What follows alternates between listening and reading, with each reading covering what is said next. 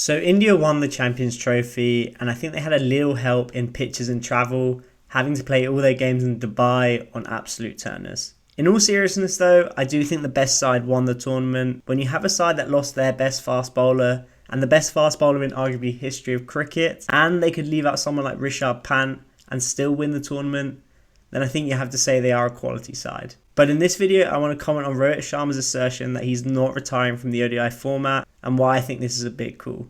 Firstly, I think my views on Rohit and Kohli on this are slightly different. Kohli has won the 2011 World Cup, so he doesn't have the same baggage as Rohit, who famously missed out in that tournament. And I think Rohit has that on his back that he wants to win a World Cup, especially after the heartbreak of 2023. With Kohli, he's supremely fit, and yes, in the Test match arena, he's had a lean time of it. He's still back into performing ODIs.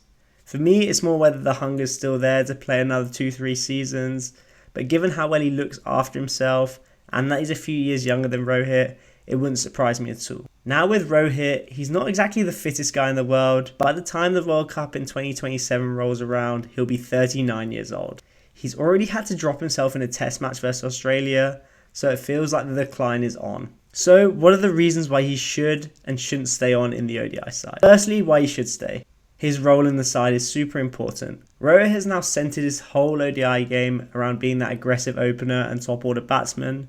And given what he's achieved in his career, he has that freedom to go out and express himself, given that he's captain, and given that he's not really playing for his place in the side, so he has that freedom to fail without consequence. Furthermore, it's also a ready-made excuse for him if he does fail in a few matches, as he can point to that aggressive nature he has to play with. Secondly, he's shown he can still hit the big shots and play well in ODIs.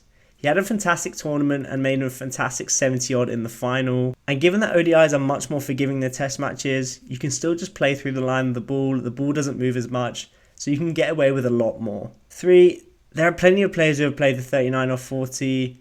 I think you just got to look at Kallis, Sangakkara. They're all around that age when they retired, and they ended up performing pretty well until the end of their careers. However, I think there's really one main reason why you should go. The selectors will have to be really brave to drop Rohit, or his form will have to curtail massively. And I don't think that's really on the cards. So it's more on him. Does he think he's blocking Jaiswal or Pant's place in the side? Or does he think that the team might be carrying him by the end when they get to the World Cup? And no one wants to see Rohit Sharma go out being a token player in a performing side. But saying that, it's hard for Rohit to know that now when he's playing well now.